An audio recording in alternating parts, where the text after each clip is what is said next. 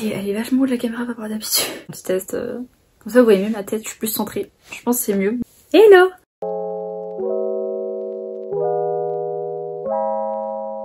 Aujourd'hui on se retrouve pour mon bilan de lecture 2022 version statistique. J'ai vu plusieurs vidéos où des gens justement faisaient leur bilan de lecture sous forme de statistiques et je me suis dit bah pourquoi pas, surtout qu'en plus j'ai fait un petit tableau Excel en début de l'année dernière. Dedans je répertorie voilà, plein de données en fait. Ça fait un grand tableau mais c'est hyper rapide à faire vraiment. Bref, je vais arrêter d'écrire tout ça et donc je vais vous montrer tous les statistiques que j'ai mis sur mon ordi parce que c'est sur mon téléphone à la base, mais bon, enfin j'ai fait sur mon ordi, mais Goodreads il n'y a pas sur l'ordi ce qu'il y a sur le téléphone, donc du coup j'ai du tout, c'est hyper chiant, mais on va commencer.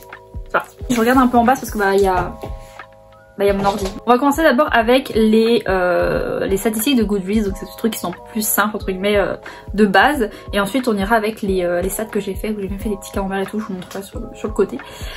Premièrement, le nombre de livres lus cette année c'est 76 avec donc un objectif de 70. Donc j'ai passé mon challenge, sachant que en 2021 je m'étais donné un objectif de 60 et j'en avais lu 81. Donc techniquement j'en ai lu moins que 2021. Je suis un peu déçue de 67, c'est énorme, je dis pas que c'est nul, hein. Chacun a son rythme de lecture et tout, mais je trouve que 76 c'est pas ouf, sachant qu'en fait le fait que j'ai arrêté les études en fait et que je ne sois plus en cours, j'ai moins de stress et donc principalement avant quand j'allais lire c'est parce que j'étais en énorme stress complète avec l'école, et donc le fait d'avoir quitté je me dis je stresse moins, donc j'ai moins à lire quoi. J'ai lu au total 16 737 pages. Encore une fois, j'ai lu beaucoup de mangas, plus de mangas que de livres, mais vous le verrez après. Et donc c'est pour ça qu'il y a moins de pages. Parce que vous dites 76 livres, c'est beaucoup de pages. Parce que j'en vois, ils ont lu un peu moins, ils ont genre plus de 30 000 pages, ou un truc comme ça et tout. Parce qu'ils ont lu que des romans. Moi, le fait que j'ai lu un peu plus de mangas, le nombre de pages n'est pas si élevé que d'autres. Mais bon, après, ça c'est vraiment le nombre de pages, je m'en fiche un peu. Le livre le plus court que j'ai lu, c'est Galatea, qui fait 56 pages. Et le plus long, c'est la Mindfuck Series, qui fait 692 pages. Longueur moyenne d'un livre, c'est 220 pages. Le livre le plus enregistré sur Goodreads que j'ai lu, c'était ACOTAR, et le livre le moins enregistré c'est Practice Player qui du coup est un manga. La note moyenne que j'ai mis au livre c'est 3,9, donc c'est une très bonne moyenne. J'ai lu quasiment que des bons livres cette année, donc ça va. Le livre que j'ai lu cette année qui est le mieux noté sur Goodreads c'est la Mindfuck Series qui a une note de 4,66 étoiles. Bon, moi c'est clairement pas mon préféré, mais le livre que j'ai le moins aimé de l'année, vraiment j'ai mis 2 étoiles je crois. On va passer maintenant aux petites statistiques que j'ai fait personnellement, qui m'a pris un peu plus d'1 heure à faire, mais franchement c'est hyper satisfaisant à faire, j'aime trop, donc voilà. J'ai fait ça sous forme de petits camemberts, donc voilà, c'est parti. Je vais un tout petit peu me décaler, comme ça moi vous verrez un peu mieux ici. Nous avons le point de vue du personnage, donc je vous ai dit j'avais plusieurs en fonction des livres, ça peut être du point de vue du garçon, de la fille ou des deux, tout ça. Donc nous avons principalement des garçons parce que j'ai lu beaucoup de yaoi cette année, et donc yaoi c'est entre deux hommes, donc forcément ce sera un point de vue d'un garçon. Voilà. Donc du coup on a 38% qui est du point de vue d'un garçon, 31% qui est du point de vue d'une fille et 31% qui sont du point de vue des deux. La majorité des deux c'est la romance, oui la romance, les livres, et après les garçons c'est surtout les mangas au niveau des yaoi, et la fille c'est un peu des deux je dirais au niveau des shoujo et tout ça. Donc voilà, vous avez vu j'ai fait des super belles couleurs et tout, genre c'est trop beau. Bref, j'ai trop aimé faire ça, vraiment c'était une grande partie plaisir. Ensuite, nous avons le deuxième qui est la tranche d'âge. Voilà, parce que j'ai lu un peu de tout. Donc on avait jeunesse, young adulte et adulte. Donc j'ai lu 16% de jeunesse, sans surprise que c'est clairement le plus petit. En young adulte on est à 29%, et alors là on est à 56% avec l'adulte. Donc c'est adulte, c'est genre new romance, new adulte, tout ça. Et ça m'étonne clairement pas du coup. Entre les romances que je lis, les dark romances, les yaoi qui sont clairement pas faits pour les enfants. Niveau adulte, on est pas mal du tout. Jeunesse, je sais que je me souviens pas exactement de ce qu'il y a en jeunesse. Je dois avoir les shoujo en manga, que je dois avoir ça. Voir les Heartstopper aussi peut-être. Ensuite, on va passer au type.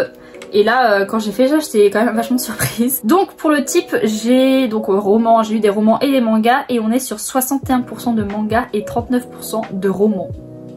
Je suis choquée. clairement, parce que je savais que cette année j'ai lu énormément de mangas, parce que je suis retombée dans cette phase de manga en fait, et je me suis dit je vais en lire plein, et sauf que bah je pensais pas en fait en lire autant. Là je suis à plus de 110 mangas, alors que l'année dernière j'étais vraiment au tout début, donc en janvier 2022 je devais avoir une vingtaine je crois, un truc comme ça, donc voilà, j'en ai acheté un peu beaucoup cette année quoi. Je veux dire qu'en 2023 il va falloir que je lise plus de livres, de toute façon c'est prévu, il faut que je lise, je vais essayer de lire un maximum à Pâle. On dit ça chaque année hein, mais on espère toujours que ce sera réel.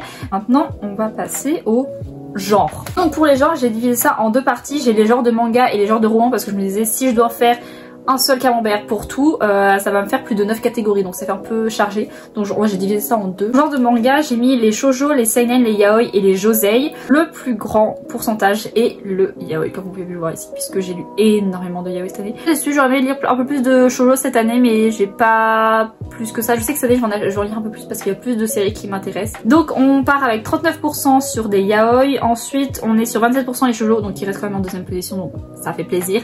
En troisième position on a les josei. Alors je vais vous prévenir un truc, josei on est à 22% comme vous pouvez le voir, mais ça ne représente genre la série Otaku. Voilà, j'ai les 11 tomes et donc les 11 tomes en fait c'est que des josei et j'avais pas lu autre chose, mais voilà, donc du coup cette série on représente 22%, c'est quand même beaucoup. Donc voilà, après on est à 12% sur des seinen. Donc là on a les genres de manga, voilà, je vais essayer de lire un peu plus de shoujo cette année quand même. De seinen je vais continuer avec Harry Potter. Maintenant on va passer au genre pour les romans. Pour les romans donc nous avons la romance, la dark romance, la fantasy, les recueils de poèmes et la mythologie. Bon bah vous le voyez hein, ça s'affiche à l'écran, la romance gagne de loin. On va avec 48% de romances que j'ai lu parmi tous les romans que j'ai lu cette année. Ensuite en deuxième ça reste la dark romance. Au début je me disais mais j'ai pas lu tant que ça de dark romance, mais en fait j'en ai lu 10, je pensais pas, et je me disais 10, je disais ah ouais en fait ça représente déjà un tiers de ce que j'ai lu en fait, donc oui. Ensuite du coup on a la fantasy, donc je suis quand même contente, je pensais avoir lu plus de fantasy cette année, et après j'ai oublié que j'étais rentrée dans ma phase romance, donc je lis beaucoup moins de fantasy, mais il faut que je m'y remette. Après je m'y remets en écrivant mon livre, donc voilà. Donc peut-être qu'en écrivant mon livre et en montrant tout ça, je vais peut-être avoir envie d'en relire. Ensuite on a le recueil de poèmes avec 6%, donc j'en ai lu 2. C'est les deux recueils de poèmes de Rupicor, et Miel et Le Soleil et ses fleurs. J'ai pas encore lu Homebody, faut que je le lise parce que il est dans ma palle. Dernier on a Mythologie où j'en ai lu qu'un seul, c'est Galatea en fait, donc c'est là une nouvelle de Madeline Miller, voilà, qui est très bien d'ailleurs, et qui est très petite, alors vraiment quand je vous l'ai dit, je vous en ai parlé au tout début, il fait que 56 pages, donc j'ai vu qu'il allait sortir en français dans pas longtemps il me semble. C'est assez bien séparé je trouve, à part le romance qui prend quasiment la moitié du camembert, mais bon. Maintenant on va passer au dernier qui est la langue, dans laquelle j'ai lu en fait les livres. La langue j'en ai 4, alors j'ai 2 de base, donc j'ai français et anglais, et après j'ai une traduction anglais-français et j'ai la traduction japonais-français. Donc c'est par exemple quand je vais lire un livre en français mais qui de base est écrit en anglais, et pareil pour les mangas, vous voyez je les ai lus en français mais à la base ils sont écrits en japonais, donc voilà. Du coup ça s'affiche sans surprise, c'est la traduction japonais-français qui gagne, comme j'ai eu plus de mangas cette année que de romans, donc traduction japonais-français forcément est au-dessus, mais 61% je pensais pas autant.